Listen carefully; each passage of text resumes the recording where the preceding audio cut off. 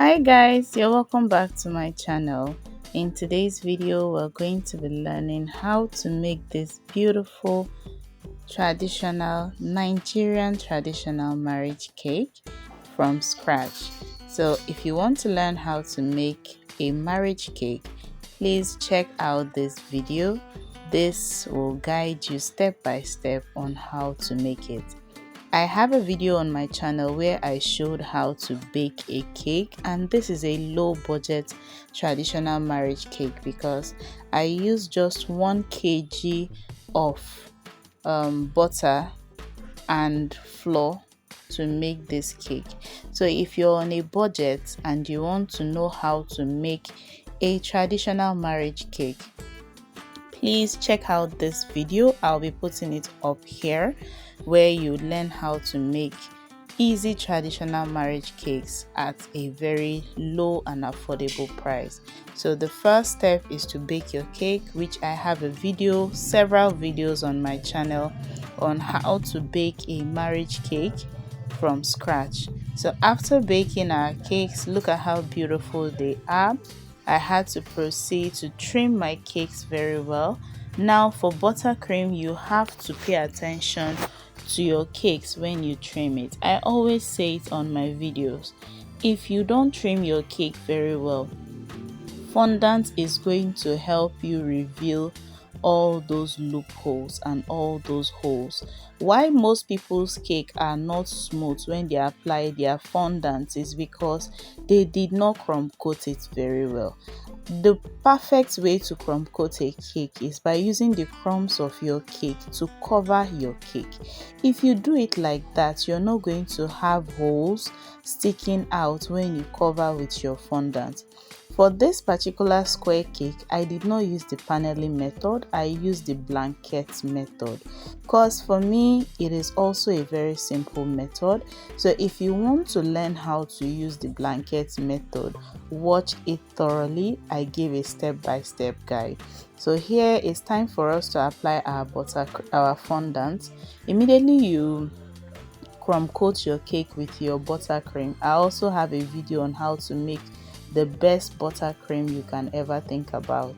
So when you start with your fondant, just work it a little so that it will be workable for you. Then I went ahead to dust my surface with some corn flour. You can use icing sugar, you can use Crisco, but for me I see that corn flour works better for me, especially in keeping my fondant from sticking to my work surface. For now we don't have fondant mat, so make do with what we have. Okay, so you just go ahead to roll out your fondant big enough to cover your cake. So mind you, this is a square cake, it's not a circle cake, so you have to make sure that it spreads out very well and also not so thinly. Let your fondant layers be a bit thick. The thinner it is, the more chances of it showing when you work it on your cake. So you have to spread it out well, but not so thinly. I'm trying to just create a square shape so that when I drop it, if it's all round, when you drop it on your cake, it will be a bit off. So you see it's not so light, it's a bit thick. I just stretch it out a little. I just went ahead to stretch it out, then go over your fondant with your smoother. Yes, that always escapes my mind. So you go over it with your smoother to smoothen out the surface, because when you're stretching it, oftentimes you get air bubbles. There are those small pockets of air that will come out on your fondant. All right, so you just go over it with your smoother to smoothen out those parts. Then get someone to help you bring your cake over, and then you drop your fondant on your cake. For me, paneling method is fine, but you see this blanket method, it has been working for me for the longest, so I always try to use it, especially when I'm in a hurry. It always works for me. I'll also drop a video very soon on how to effectively do the paneling method, so you can also stick around to learn that one also. If this is your first time of coming across my channel, my name is Claire. I am a baker, I am a cook. I reside in Bayelsa State, Nigeria. We do marriage cakes, birthday cakes, cakes for every event. We make small chops also.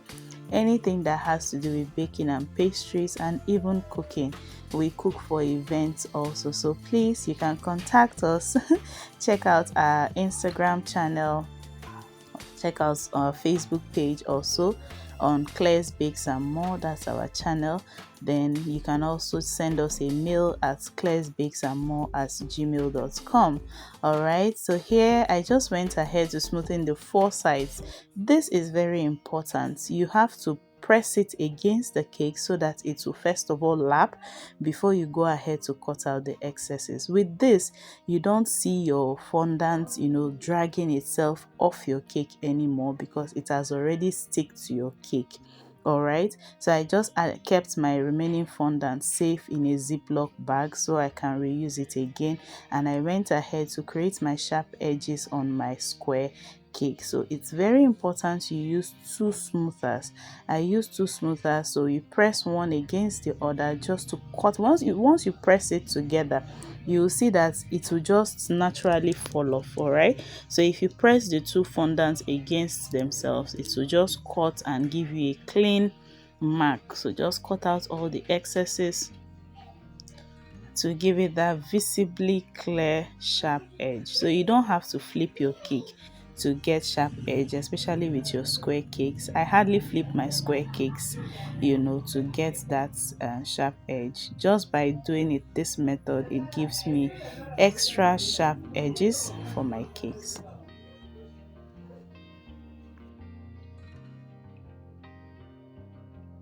Don't forget to always go over your cake with your corn flour or icing sugar so that your smoother does not stick to your cake or your hand sticking to your cake as well. Try as much as possible to minimize using your hand to touch your cake. Instead of your hands, go over it with your smoother. All right, so I'm just trying to create my sharp edges on the four sides of my cake very well. If this is your first time of coming across my channel, please do not forget to subscribe, like this video, drop a comment. If you have any questions, please drop a comment and I'll be here to answer all your questions. All right, so just go over it just to create and give that visible sharp edge on our cakes. It's very important because if your cake is giving that sharp edge, I don't know, there's this beauty that comes with it. So sharp edges are not overrated. Actually, it's not, because it makes your cake stand out and look more beautiful. You see what I did there? I just placed the second smoother against the first one and it just fell off, like the excess just fell off. You see how sharp our edges are? They are very demure, very mindful, very thoughtful, very sharp. All right, so yeah, I just went over just to clean all my sides too, and then went over the top to create the sharp edge for the top part. I'm still using my two smoothers. Just go over, press against your cake, put one smoother on one side on the outer part, then you go over with the second smoother, just pinch in a little of the excesses.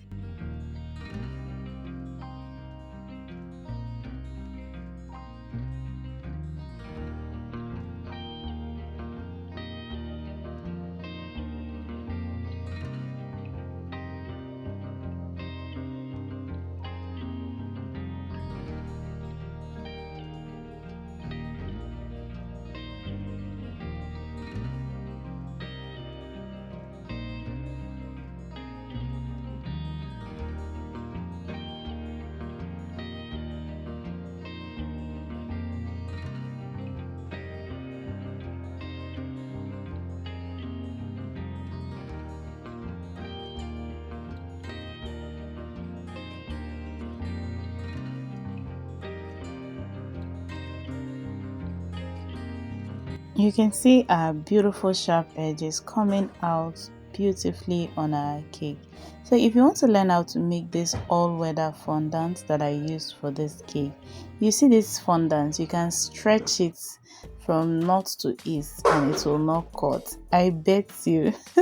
So you can also check out my channel. I have a video on how to make all-weather fondant. That fondant has been saving lives for generations. All right, so yes, you can check out that video as well.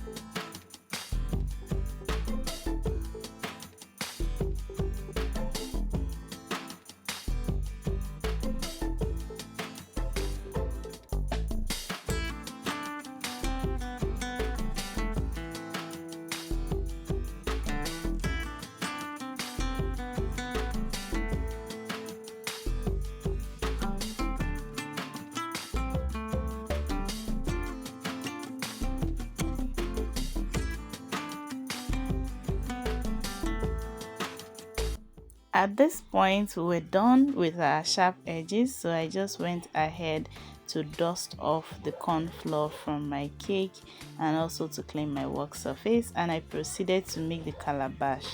So this calabash was made using two of my kitchen plates, just two round plates that I have in the kitchen. I don't have the calabash mold yet, so I use this to achieve my calabash, and at the end of the day, I think it's the result that matters. Yes, I got my calabash what I wanted, and yeah, it was easy for me to work with also. So I won't be showing the full video on how I made my calabash, so if you want me to, please drop a comment. I'm going to show you how I did this. I told you this is a low budget cake, so nothing overly fancy, just simple things that you can, as a beginner baker, that you have around you, you can use this to achieve it. All right.